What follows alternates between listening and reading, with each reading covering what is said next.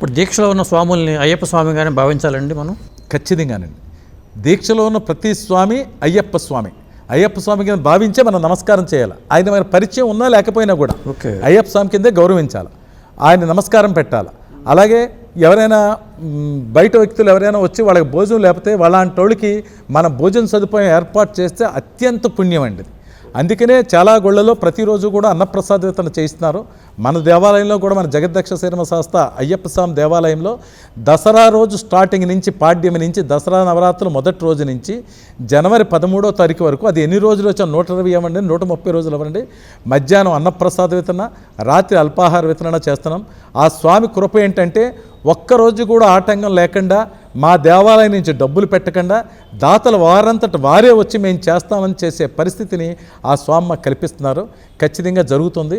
అలాంటి చేసే వాళ్ళందరూ కూడా దాతలందరూ కూడా చాలా అంటే ఈ సంవత్సరం చేసిన దాతలు అనుకున్న కార్యక్రమాలు అవుతున్నాయని చెప్పి నెక్స్ట్ ఇయర్ కూడా వచ్చి ప్రతి సంవత్సరం మా దగ్గర నుంచి నాకు తెలిసి 8 సంవత్సరాల నుంచి కంటిన్యూగా ప్రతి సంవత్సరం మా దగ్గర అన్నప్రసాదం చేసే దాతలందరూ కూడా నాకు పరిచయస్తులు ఉన్నారండి. అది చాలా మంచి కార్యక్రమం కూడా. ఎందుకంటే మనం సంపాదించే సంపాదనలో 10% ధర్మబద్ధమైన కార్యక్రమాలకు ఖర్చు పెడితే మిగతా 90% కూడా ధర్మబద్ధమైన సంపాదన అయిపోద్ది.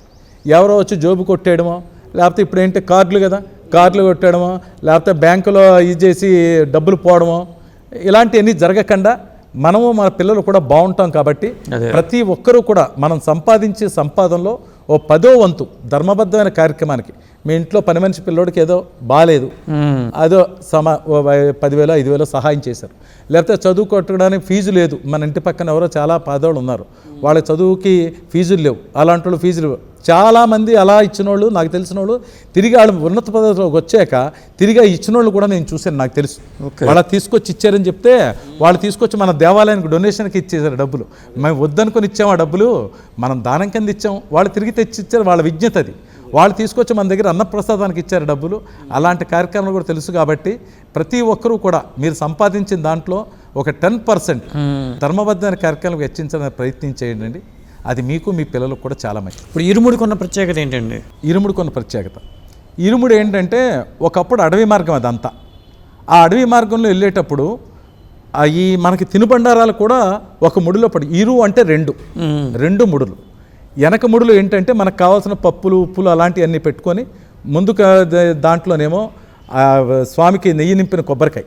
అయ్యప్ప దీక్ష పూర్తయింది అని చెప్పాలంటే ఫస్ట్ ఏంటంటే మన దీక్ష పూర్తయిన తర్వాత మంచి ఆవు నెయ్యిని సెలెక్ట్ చేసుకొని ఆ ఆవు నెయ్యి కొబ్బరికాయలో నింపి ఆ నెయ్యికాయని తీసుకెళ్ళి స్వామివారికి అభిషేకం చేస్తే మన దీక్ష పూర్తయినట్లు లెక్క.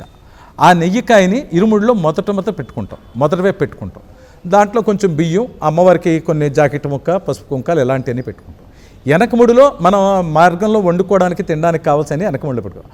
అలా 2 ముళ్ళు కట్టుకొని వెళ్ళేవారు ఇది వరకు. ఇప్పుడు కాలక్రమేణా అన్ని దారిలో దొరుకుతున్నాయి కాబట్టి అప్పుడు అంటే ఈ తినడానికి ఏం దొరికే కాదు. మార్గ మధ్యలో ఆగి వంట చేసుకొని తిని అప్పుడు మళ్ళీ బయలుదేరి వెళ్ళేవారు. 4-5 రోజులు వనయాత్ర చేశారు. వారం రోజులు వనయాత్ర చేసిన వాళ్ళు కూడా నేను మాట్లాడిన వాళ్ళతో నేను చాలాసార్లు మాట్లాడించాను. ఇప్పటికీ కూడా తమిళనాడు వాళ్ళు పెద్ద పెద్ద గిన్నెలు కూడా తీసుకొని వస్తూ ఉంటారండి.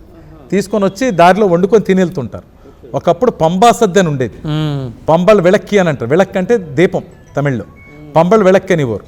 ఆ పంబా సద్ది చేసి ఈ ఇరుముల్లోని బియ్యం అన్నీ తీసి ఒక గిన్నెలో కలెక్ట్ చేసి పంబలో పొయ్యి పెట్టి అక్కడ వండి పంబా సద్ది చేసి ఆ ఒక అరటి ఆకులతో కట్టిన అరటి డొప్పలతో కట్టిన దీపాన్ని పంబా నదిలో వదిలి భజనలు చేసేవారు.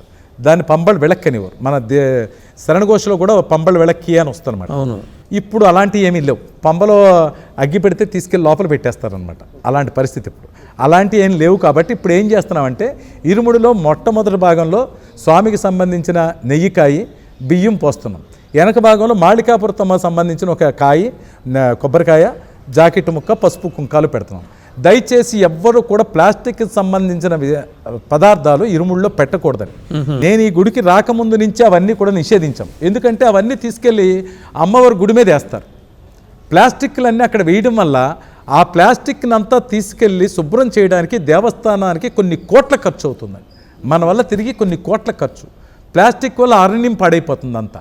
అందువల్ల దయచేసి ఎవ్వరూ కూడా ఒక జాకెట్ ముక్క, ఒక కొబ్బరికాయ, పసుపు కుంకాలు కూడా ప్యాకెట్లో కట్టి పట్టుకెళ్తే మీకు ఇంకా కావాలంటే జీడిపప్పు కిస్మిస్ ఒక ప్యాకెట్లో పట్టుకెళ్తే అవి తీసుకొచ్చిన తర్వాత ఆ పాయసం వండుతారు. అయ్యప్ప స్వామి 3 గిప్పుళ్ళు బియ్యం గురుస్వామి వేసిస్తారు అక్కడ ఇరుముళ్ళలోంచి.